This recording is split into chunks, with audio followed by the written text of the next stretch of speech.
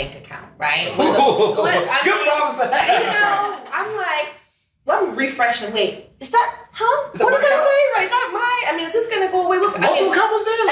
Oh my gosh, you know, because being the first in your family to make more than 100,000, right? That in itself is for a lot of people the first tier, then $500,000, then $1 million. I felt so many different things. I felt like, you know, do I deserve it? Am I helping enough people? How do I help everybody else make this? I felt such a deep sense of like, wait, I can't enjoy this yet. Like, what do I do?